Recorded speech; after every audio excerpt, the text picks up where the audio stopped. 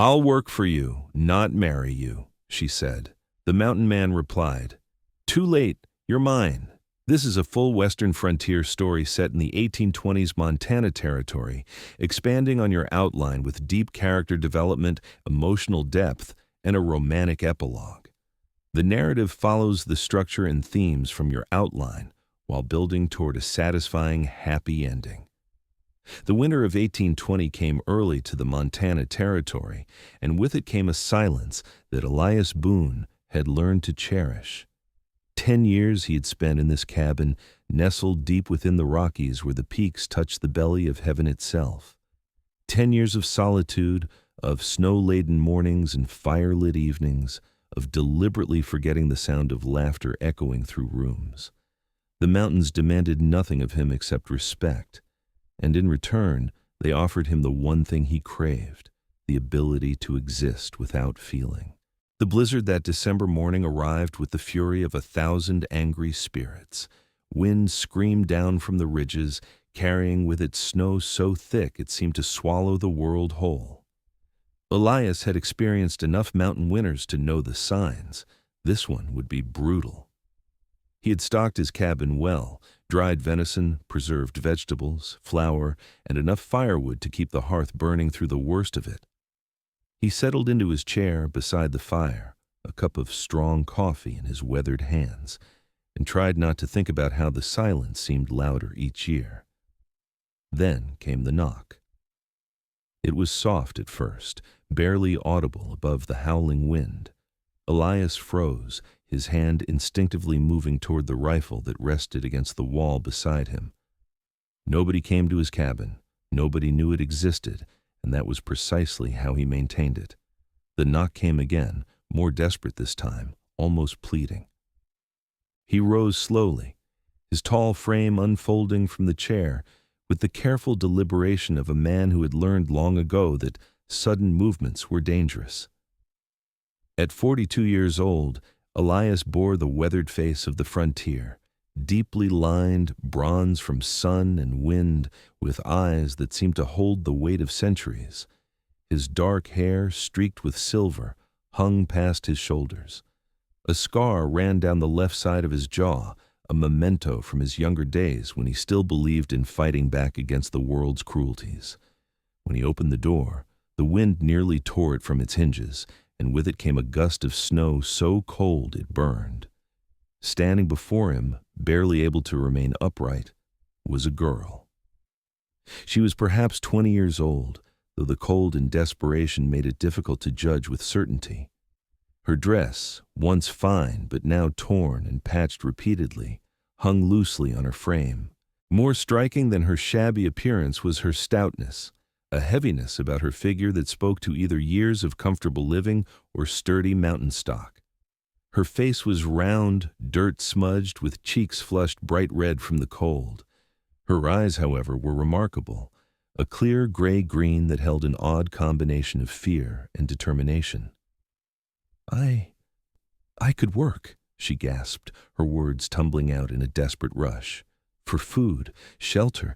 Please, sir, I can work. Anything you need." Elias stared at her for a long moment, taking in her trembling frame, the blood on her fingers where the cold had chapped them until they bled, the way she stood despite the obvious agony of frostbite beginning to take hold. "Inside," he said curtly, grasping her arm and pulling her through the doorway. "Before you freeze solid on my porch." He kicked the door shut against the wind and guided her to the fire, where she collapsed onto the worn wooden floor like a puppet with severed strings. Without speaking, Elias moved through his cabin with efficient, practiced motions. He filled a basin with snow from a bucket near the door and set it by the fire, allowing it to melt gradually. He retrieved a clean cloth, a tin of salve, and a blanket from a chest. Only when he had gathered these items did he turn his full attention to the girl. "Your name," he said, not a question, but a command. "Clara," she whispered, her teeth chattering so violently the name barely formed. "Clara Hastings." "I'm Elias Boone." He said nothing more, instead kneeling beside her and beginning the careful work of warming her hands in the melted snow. She whimpered at the sensation, but he worked methodically, unflinching. "You've got frostbite. Not severe yet, but close. This is going to hurt more before it hurts less. Bite down on this." He pressed a piece of leather between her teeth, and she bit down gratefully as he warmed her fingers, massaged the salve into her chapped skin, and wrapped them in clean cloth. Only when he had finished with her hands did he turn to her feet, removing the ruined shoes and frozen stockings, to discover much the same situation.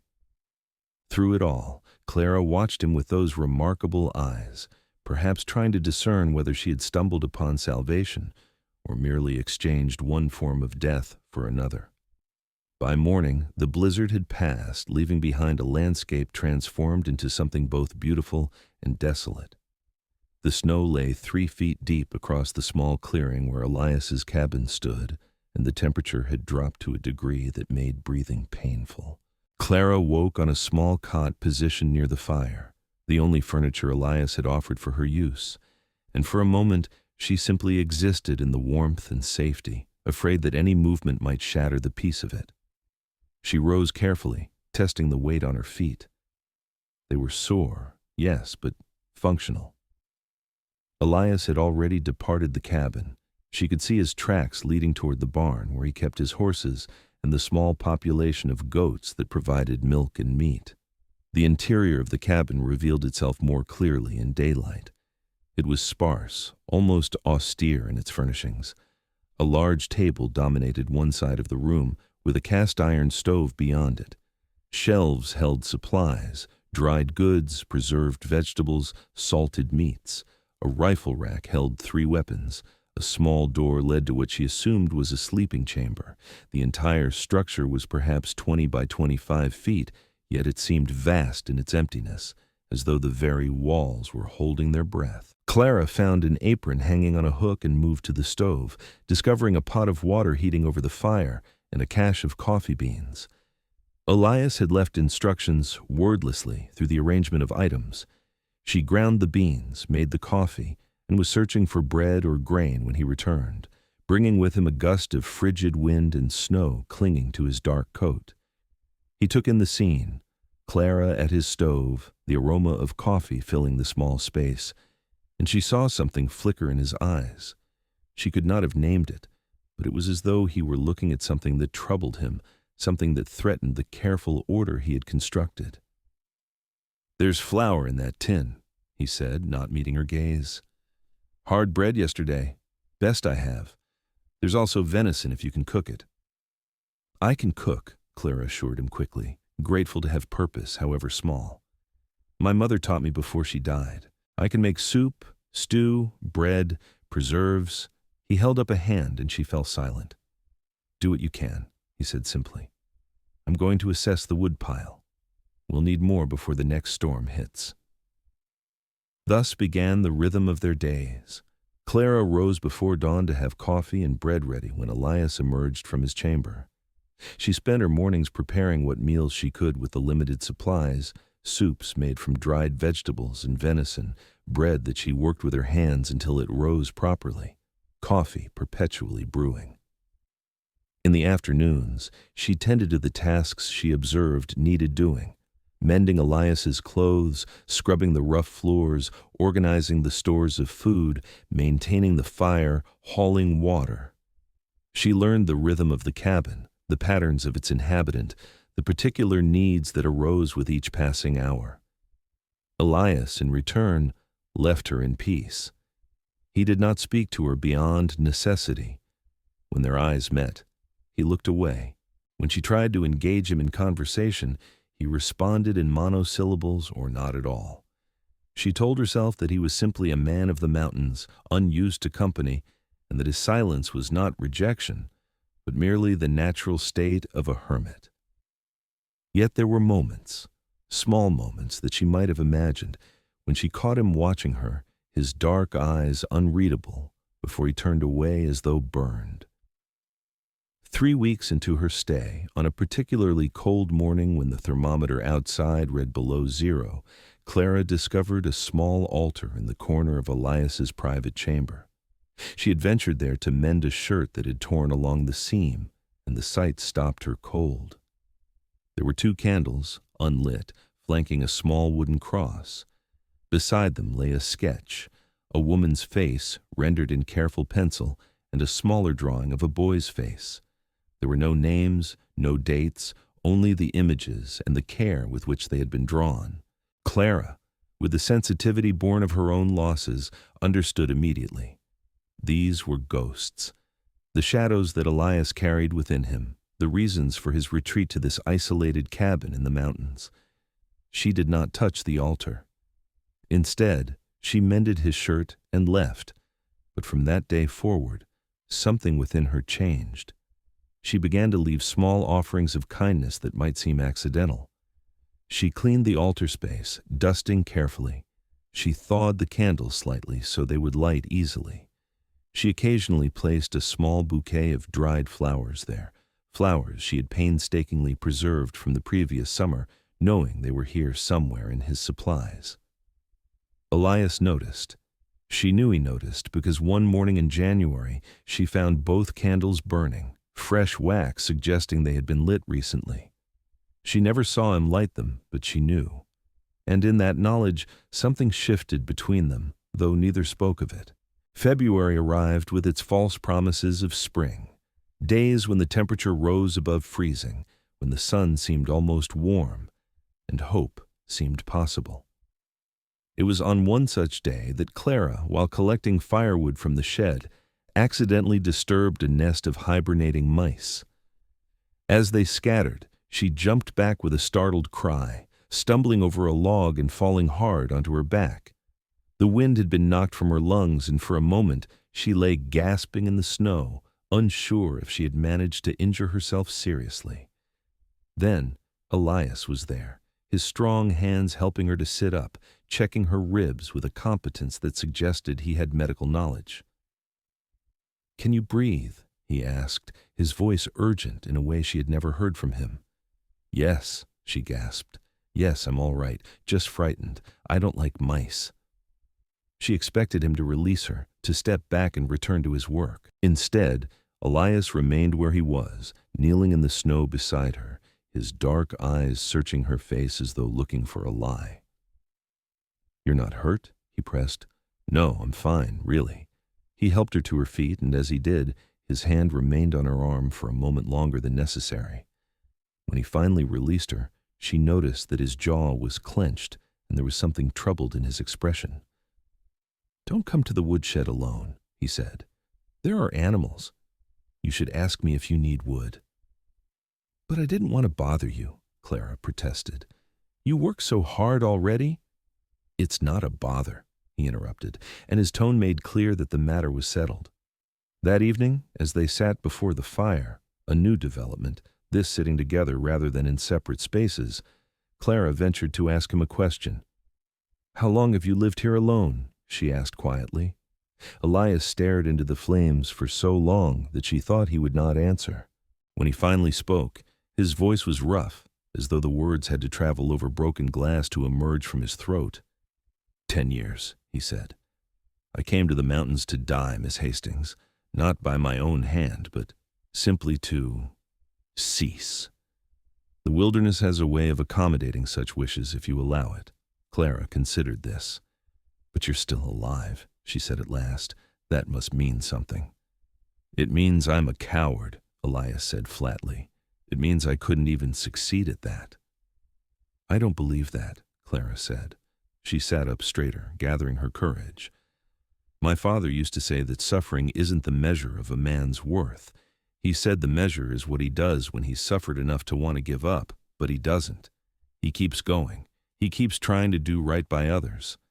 Elias turned to look at her then, truly look at her, and she saw something in his eyes that made her breath catch. It was pain, yes, but also something else, something that might have been hope, struggling against the weight of years spent denying it. "What happened to your father?" he asked. So Clara told him. She told him about her parents' death from fever when she was 17. She told him about the uncle who had tried to control her, to marry her off to a man who wanted only her body and cared nothing for her heart. She told him about running away into the snow, hoping the mountains would end her suffering. She told him about arriving at his cabin and finding something unexpected, not salvation through oblivion, but through continuation. When she finished, Elias was quiet for a very long time.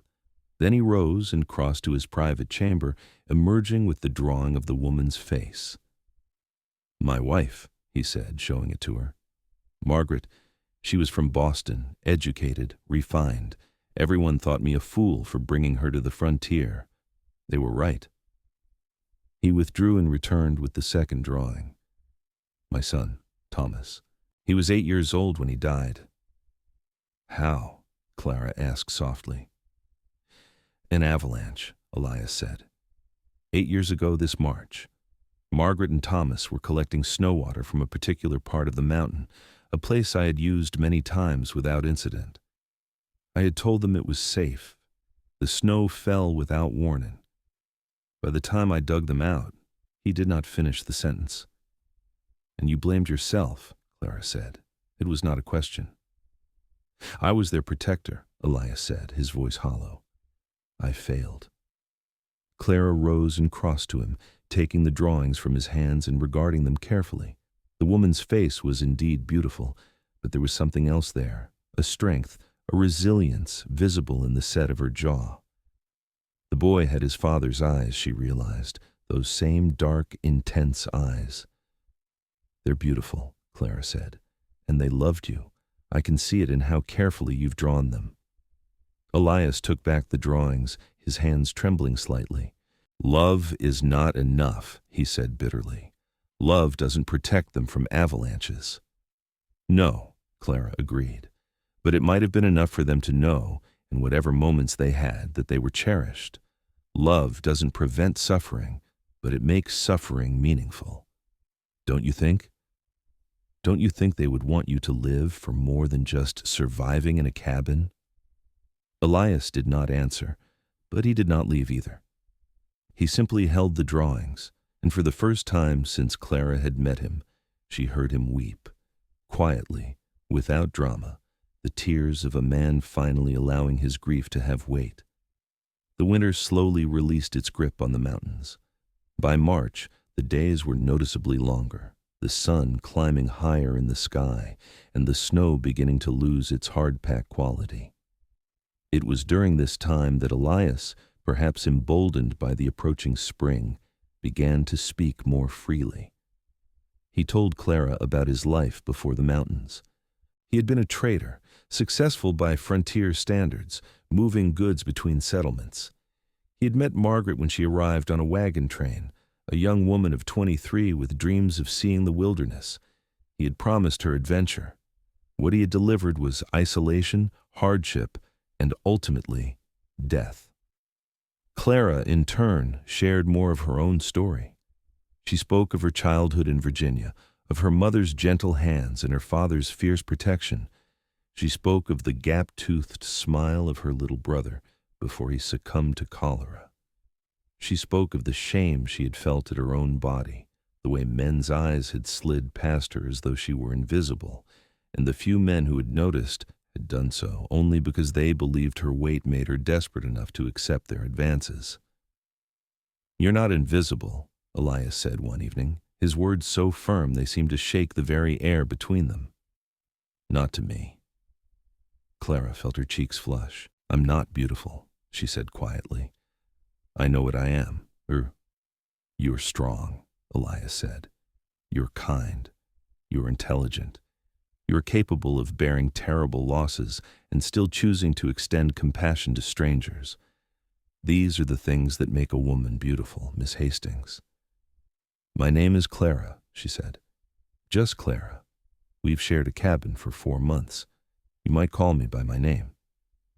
Something flickered in Elias's expression, a vulnerability, perhaps, or a recognition that by dropping the formal address she was crossing a boundary of propriety. When he spoke again, his voice was quieter. "Just Clara," he repeated as though testing the words. "Yes, I think I can do that." As April arrived, painting the world in greens and browns as the snow retreated, Elias made a decision that Clara did not see coming. "We're going to town," he announced one morning. "Millbrook, about a day's ride south. We need supplies. Spring trading is beginning, and I need to restock on items I can't produce here." Clara felt her heart stammer in her chest. Millbrook, civilization, other people. She'd grown so accustomed to the isolation, to the bubble of their cabin, that the thought of stepping back into the world filled her with irrational terror. "Must I come?" she asked hesitantly. "I could remain here." "You're coming," Elias said, and there was no room for argument in his tone. "You need proper clothes. You need things that I cannot provide, and I will not have you remain alone while I'm gone. The bear dens are active in spring." So it was that on a bright April morning, Clara found herself mounted on a horse beside Elias, riding down the mountainside toward civilization. They arrived in Millbrook as the sun was beginning to set, painting the small town in shades of gold and orange. Millbrook was modest, perhaps 200 inhabitants, most of the men engaged in the fur trade, mining, or timber work. There were rough-hewn buildings of wood and stone, a trading post, a saloon, and what appeared to be a small church. Elias led Clara directly to a modest building that bore the sign, M. Crawford, Dry Goods and Clothing. Inside, a woman of perhaps 50 greeted them. Her eyes widened slightly at the sight of Elias. Evidently he was known here, and evidently his arrival with a woman in tow was remarkable. She recovered quickly, however, adopting a professional demeanor. "Mr. Boone," she said warmly, "it's been far too long, and this is—" "Clara Hastings," Elias said. "Miss Hastings requires a complete wardrobe, dresses, undergarments, shoes, stockings, and a good winter coat. Spare no expense. She deserves quality." The woman's eyes assessed Clara with a new appreciation. "Of course. Come, dear, let's see what we can do for you." "Oui."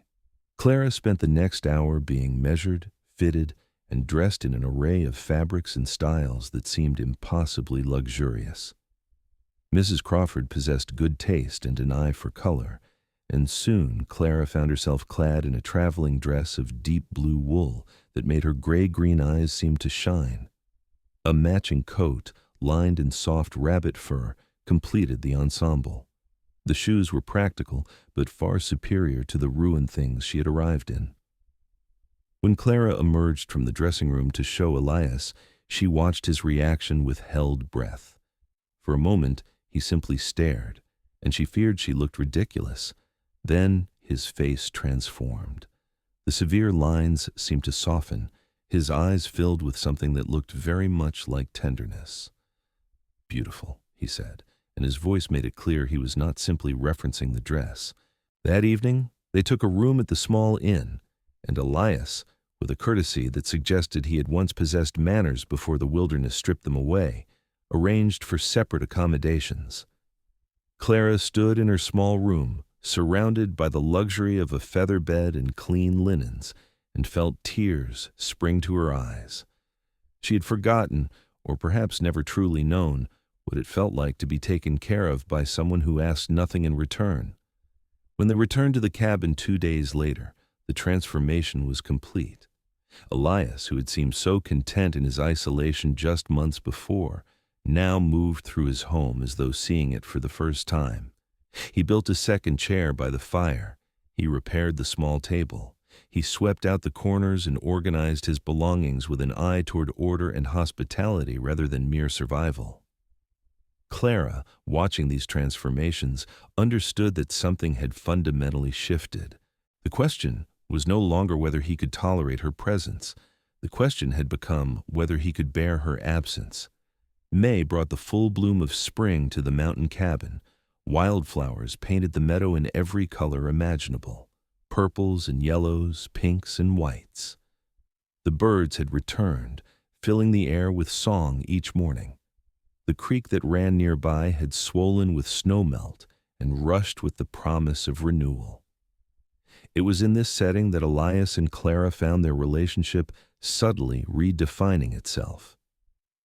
The formal distance that had characterized their early days together had eroded, replaced by something more intimate, though still undefined.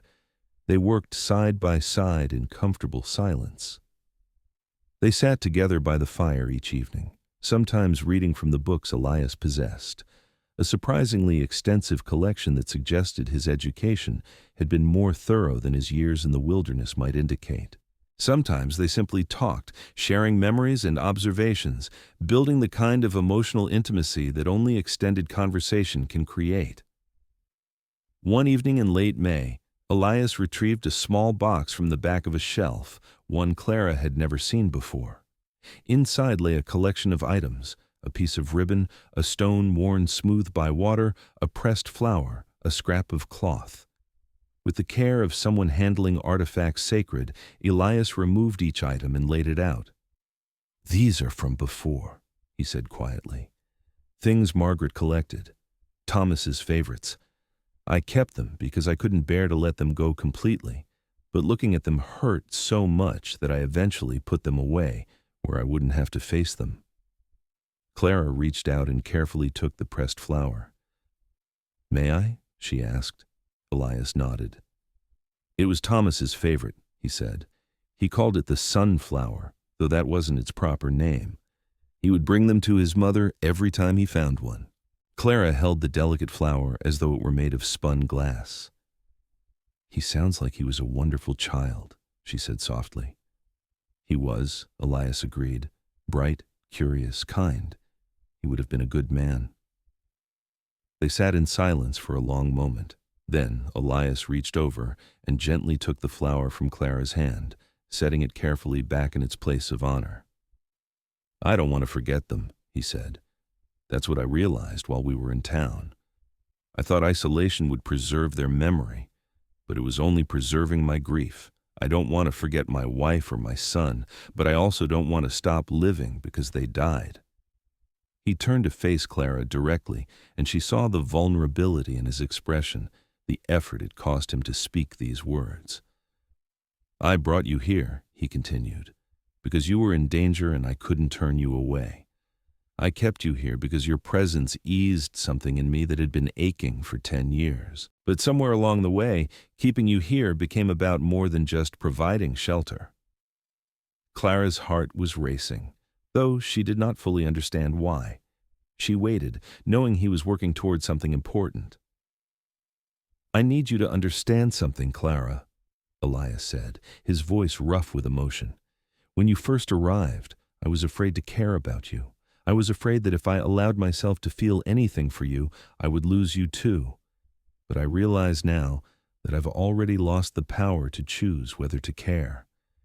You've woven yourself so completely into the fabric of this place, this life, that I cannot imagine it without you."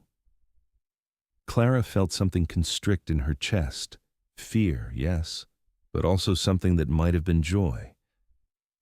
"What are you saying?" she whispered. "I'm saying," Elias said slowly, deliberately, "that I have no right to ask this of you. I'm a broken man living in the middle of nowhere. I have no fortune, no social standing, no prospects beyond what these mountains provide. But I'm asking you anyway, because I cannot imagine facing another day without knowing if there is a possibility of a future with you." He stood and walked to the small shelf where his tools were stored, retrieving a small pouch. From it, he withdrew an object that glinted silver in the firelight. "This was Margaret's ring," he said. "I cannot ask you to wear it. It would be wrong to ask you to step into a dead woman's place. But I kept it because I valued what it represented. The commitment to cherish and protect someone. I had a blacksmith in Millbrook fashion this." From the pouch, he withdrew a second ring, fashioned from silver, simple and beautiful. It bore no inscription, but there was an elegant simplicity to its design. "I'm not asking you to marry me," Elias continued, and Clara nearly laughed at the absurdity of it. "I'm asking you to consider the possibility. Give yourself time. The mountains have a way of showing you things if you're patient. In the meantime, wear this ring. Let it represent a question not yet answered." Clara reached out and took the ring with shaking hands. "You know what I told you on my first day?" she asked softly. I said I would work for you, not marry you. She saw his face fall, saw him steel himself against the rejection, and she could not bear it. Quickly she continued. I said that because I didn't believe anyone would ever choose to marry me, Clara said. I thought that if I framed it as a transaction, as work for sustenance, it would hurt less when you eventually turned me away or took advantage. But you didn't. You've treated me with more dignity and respect than anyone ever has. She slipped the ring onto her finger, and it fit as though it had been made for her hand. I don't need time, Clara said quietly. I've had time. I've watched you care for me when you had no obligation to do so. I've seen you battle your own demons and choose to live rather than merely exist. I've seen your capacity for tenderness buried under years of pain. I will marry you, Elias Boone, and I will do so proudly. The town of Millbrook had never seen such an event. The wedding of Elias Boone, the wild mountain man who appeared once a season for supplies, to Clara Hastings, the roundish girl with the remarkable eyes and gentle spirit, was the subject of gossip and speculation for weeks. But for Clara and Elias, their wedding day existed in a private realm of importance, separate from the speculation of others. They had chosen a location midway between the cabin and Millbrook, a clearing beside a rushing stream where wildflowers grew in profusion. The preacher from the small church had agreed to perform the ceremony, and several townspeople who had come to know them had gathered to bear witness. Clara wore a dress that Mrs. Crawford had spent weeks creating, white muslin with blue embroidery representing mountain wildflowers. Elias wore clothing that had been carefully mended and cleaned, his dark hair pulled back with a leather cord. When he looked at her as she approached, his eyes held such intensity, such devotion, that several of the townspeople openly wept. They exchanged vows before God and witnesses, and when Elias kissed her, the gesture was tender and reverent, acknowledging both the gravity of what they were committing to and the fragility of happiness.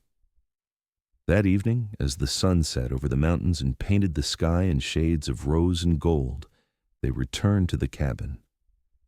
It had been transformed by the townspeople who had come to help. Fresh flowers adorned every surface, their scent filling the small space with the perfume of possibility. Elias led Clara to the small room that had been hers and stood hesitantly at the threshold. I have waited so long, he said, his voice barely audible, that I fear I have forgotten how. Clara reached up and placed her hand against his face, tracing the scar along his jaw with infinite tenderness. Then we will learn together, she said. That night, in the warmth of the cabin, they came together not with the desperate passion of people seeking escape, but with the careful devotion of two people who had each believed themselves unworthy of love, finding it anyway against all odds.